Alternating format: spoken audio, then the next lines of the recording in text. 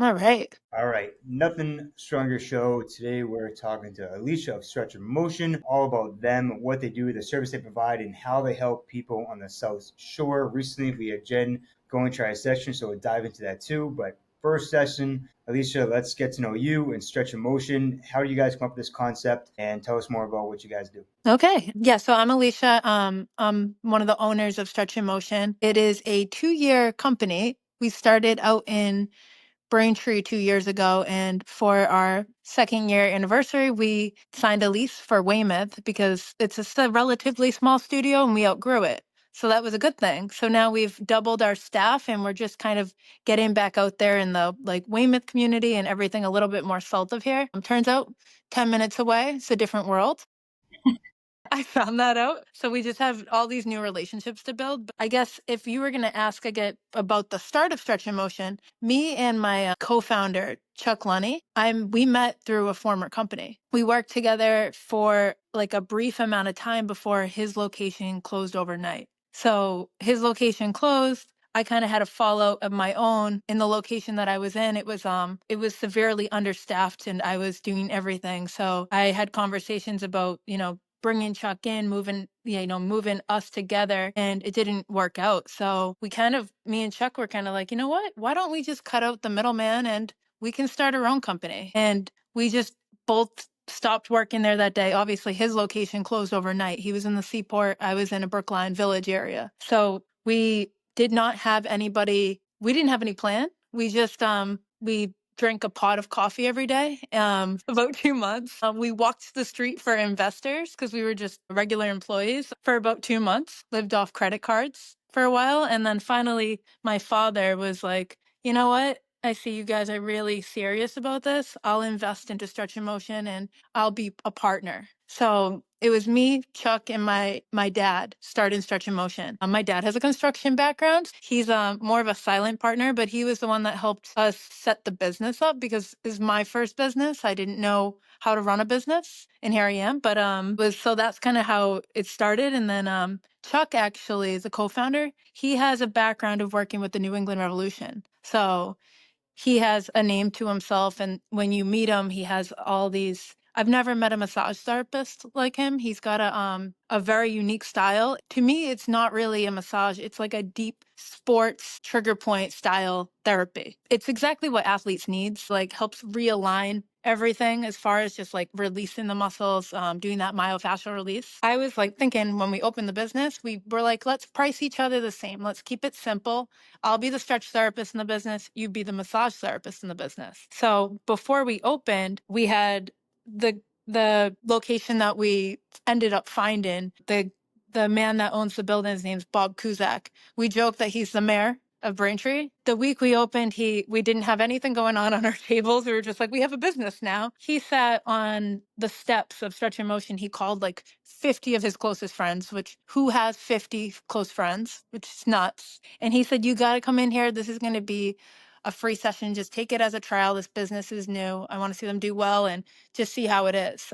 So he just sat there. He called everybody, and everyone tried a little bit of the stretch and a little bit of the massage. And at the end of the session, they wanted to buy memberships, and they said, I want both. So we're like, oh, that wasn't the plan, but it's a birth of a concept. So it's a half. Stretch in Motion's concept is supposed to be a half hour of sports massage and a half hour of stretch therapy. So since we priced them the same, we put them in packages the same way. I was like, you know what? This will work out. So that's how we started it. And then we ended up doubling the staff in Braintree. So there's 4. And then we tripled the staff. And then there was 5 tables in a place that barely fit 4. It became like a combination of a zoo and the Wild West. So we've been called the Patty Berries of Stretch because it's kind of like a open environment where everyone can talk to each other like a pub style, which is fun. And then now we have Weymouth, which just got started. So we're hoping to kind of build that same culture over here where we actually have a lot more space than in Braintree. So Awesome. That's a great story. I like that. Having that construction piece with your dad is like I remember when we built out this gym, like, nothing was less than $1,000. Like you want that stone wall, $1,000. You want that yeah, sound system, $2,000. You want the flooring, $7,000. It's like oh my Yep. god. But to have like Yes. that type of knowledge is so clutch when you start out your Oh, business. yeah. Yeah. Anything that needs to be done, we're like, oh, well, we have a construction background. So we've been very lucky though. I don't know. We didn't actually have to do a lot of build out.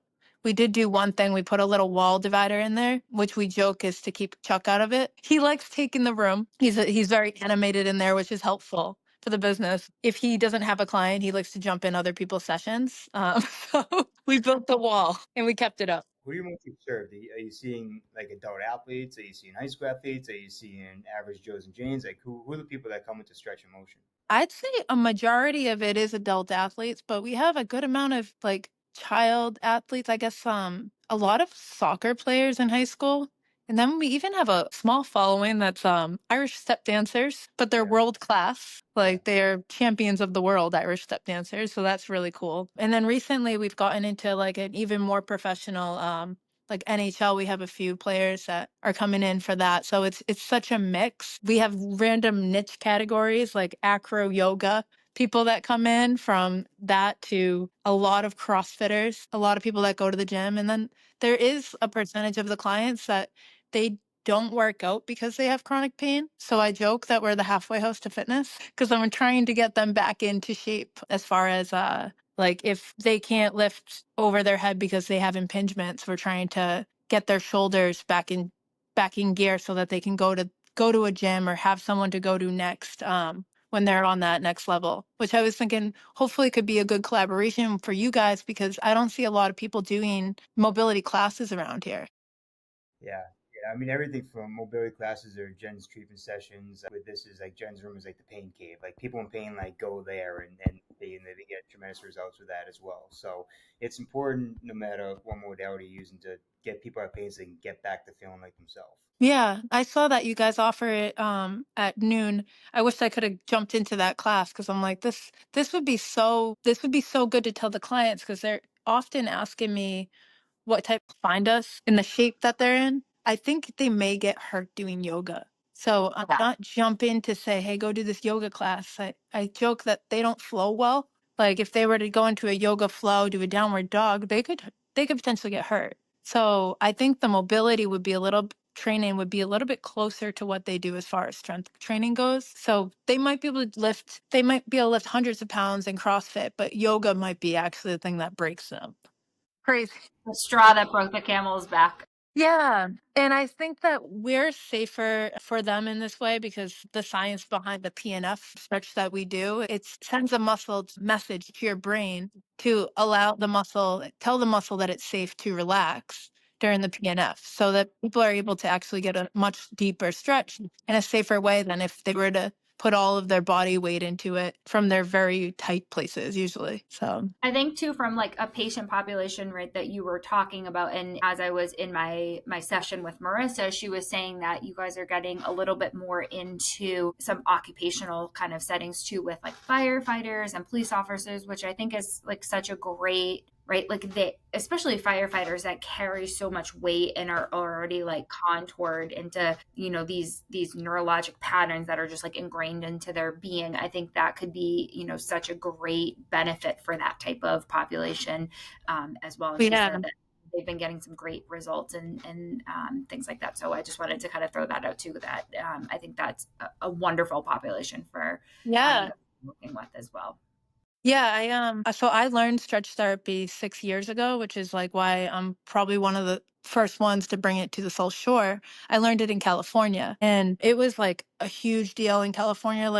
Where I was, San Diego, it felt like stretch therapy places were like Dunkin' Donuts. They were like on every block. And I think that California's ahead of us as far as health trends go. So now, progressively, they're getting more into, which isn't my we're going to continue to just do body work. I can't really add too much to stretch and motion. We have our tables open all day. But I think that's great that you guys are ahead as far as having mobility classes go. It's going to be more what people need to be out of pain to be able to even do the athletic stuff that they're trying to do. We kind of like cut out that middle piece, which is the ability to actually have the mobility to get there. So I thought of the firehouses back then. We didn't end up we didn't end up marketing to them when I was in California, but I always kind of kept it in mind. And then Chuck his dad had a military background, so he had like a special place for that. So Chuck is the guy that is in charge of, when we connected the different firefighter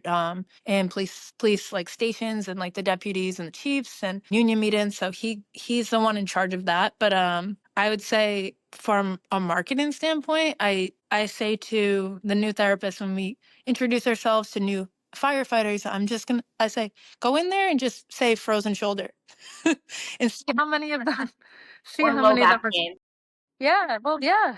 I'm like, just say, how's your shoulder? We saw this actually firsthand. We worked with the Quincy firefighters. We got paid by the city to go in there for a day, and it was awesome. But we got to work on like probably 30 of them, and it's like their shoulders when they went out, the mobility was stuck like here on like everyone. Eventually, it can become an issue, and for some people, it very much was an issue. We see that. Being Yeah, we kind of see that. stuck in. Yeah, with firefighters or just with everyone. Yes, with multiple people, but firefighter, we have a fair amount of firefighters and police officers here. So yeah, we see Yeah. that a lot with people. Yeah, it's just like the same thing with the same occupation. So not to stereotype, but it's the packs. We do that like the gua sha blading too. So we've bladed like under like say they took their shirt off or they wore like a tank top or whatever. We could blade out this like the scar tissue, whatever adhesion, and you can see the pack on their back. And I'm like, this is kind of gnarly. Like, how is this happening? It's been on many of them. Another thing we've done, we do cupping in the studio too. I've noticed that if a first responder, like say a firefighter goes to a fire, the cups are darker. So I'm like, oh, this is an interesting thing because it's supposed to detox the muscle. So it could be that in a combination of adhesion because most of the first responders we work on are also active. They might do CrossFit or something like that, which of course is constantly breaking down your muscle tissue. It's just how are they recovering from that and how often are they getting injured? And like our goal is just to our clients do crazy stuff. Like we do have clients that just are constantly being active, but our goal is to like keep them from being injured. And if something does happen, it can be like a 2 or 3 day tweak instead of a full-blown sprain or a muscle tear. Injury prevention, I guess. Yeah, 100%. Yeah. That's probably a dog leaving right there. Yeah, Brody just wanted to leave the room really quick, so sorry about that. So Yeah, talk about your session, Jen. What was your experience with stretch and motion, and let's dive into that. Yeah, so I didn't really know what to expect, right? Because I think I'm from a healthcare, as a healthcare provider and a manual therapist. When I get a little nervous, right, going to some of these places because I'm like, oh my goodness, right, like what are they going to find on me, right? And it's funny because I do so much manual therapy to people all day, but I don't ever really take the time for myself or yeah. But I think, one thing that in our sessions here, right, we focus a lot of like soft tissue work, doing some ball work before, doing some foam rolling stuff, some activation, some inhibition. So I went in with the probably thought of like, I don't even know what they're going to find on me. Yeah. But I had just recently have had 3 tiny children, so my body is in shambles as well. I knew that, there was not perfection that was walking into this room or anything, but I do feel like I have some awareness of my body and where I am in space and time and my posture and things like that. So I was actually really interested and slightly terrified of, looking like the results. Yeah, looking like an idiot when I went in and being there. I went in and I worked with Marissa, and she had asked me when I went in, was there anything in particular that I was concerned about or I thought might be causing some of my pain patterns? And I don't really have anything, which is wonderful, and I'm sure I'm a little bit different from the normal population with that, where I just went in, with no expectations of focus on my low back, focus on my shoulder, anything like that. But that was addressed prior to, which I certainly appreciated. And then, so she had just said that we would just kind of go through a normal, just like full body thing. And then as things kind of popped up, we could focus a little bit more on those areas. So I started, face down, and we started in like the neck, the back. And a lot of it was conversation too, like, figuring out what, I knew a little bit about the story about California, which was wonderful. She was really funny and engaging with that. And a lot of what we were talking about was, and I guess I'll wait to kind of bring this up a little bit too, but like the difference between you and some of the other stretch therapy places around, just like as a consumer, I wanted to have a better idea of what stretch and motion and the theories and everything that you guys kind of went through. And then we got to my glutes, and she shamefully, rightfully so, spent a little extra time there. And again, I'm sure it's like my normal, how I am, all, and it's like, I didn't even realize, and I'm so in tune with, again, like where I am in space and time in my body. And she was like, we're just going to spend a little bit more time here and, adding in a little bit more love there. So it was definitely, well received on my end. Yeah. And we found that bilaterally too, which was interesting, not just on unilaterally on one side. And then so we just kind of worked from like full body. And I got up and I was like, okay. That was a full stretch.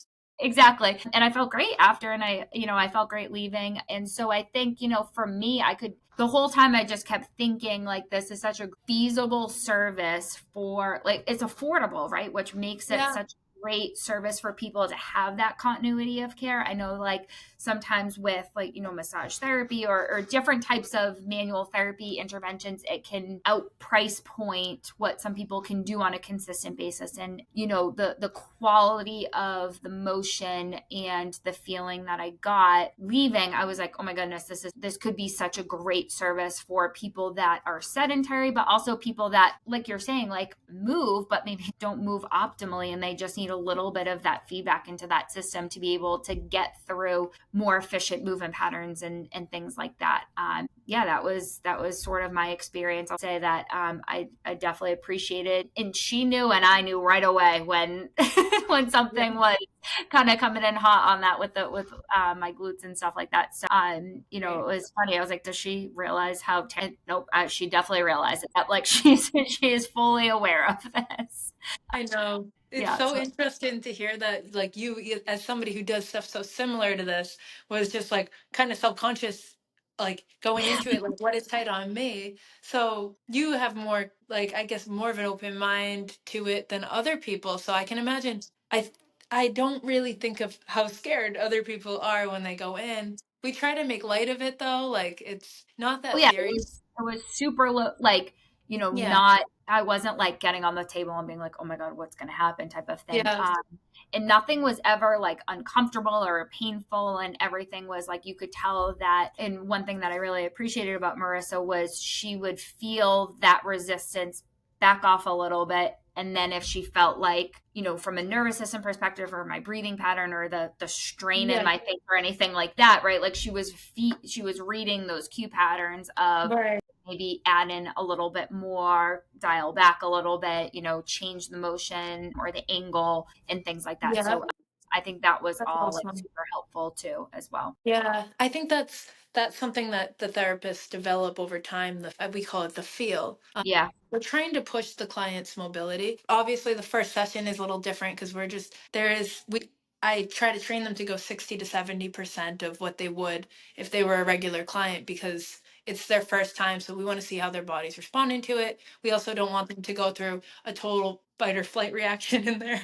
Yeah. So 60 to 70% is what we aim for, but then we also want them to realize that they're getting a stretch. I want to give them what they're paying for. So I want to push them to that point where it's a combination of just about enough for the muscle and it's just about enough for the person's pain threshold. So we're trying to find that with every client, and it's different. Like I have people that I'm like, I know it's not their max. I know it's not their max, but I see that they have nervousness or they're just hesitant about me pushing their muscle there. So it's been interesting to have to try to train somebody to read the client like, okay, we're not going to push you into a place that you're in total discomfort. However, a lot of our clients end up, if they come to us for maybe they're like that in the beginning, maybe they're like that for a few sessions, but after a little while, they kind of lean into it and they're looking for that greater mobility and they're looking for that push.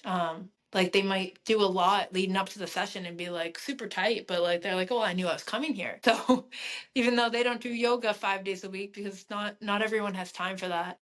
Yeah, no, that's awesome. I appreciate you sharing the story of Stretch Emotion, Jen sharing her experience. I know Jen is a three, I have a three, and you guys probably have a bunch of threes. So to wrap it up, tell people like how would they get in touch with you, right? So how do they get in touch with Stretch Emotion? What's the next move if people want to come experience it? So we have a lot of openings, right? A lot more openings right now in Weymouth. So I suggest they go on the website, and I'll send the link to you as well. But they'll go on the website and they can book in. Combination of massage therapists and stretch therapists for the first session.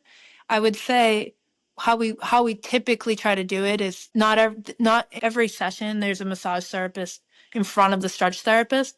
But if they really want a massage therapist, they should book under the massage for the first one. If they really want a stretch therapist, they can book under the stretch therapist. So there's availability here from 7 in the morning to 8 at night, Monday through Thursday. And then I think it just goes 8 to 5 on Friday. So there should be plenty of options, at least right now, Awesome. people. Awesome. Well, thanks. We appreciate it. Yeah, I appreciate you guys having me on here. This was great. Thanks for coming to chat with us.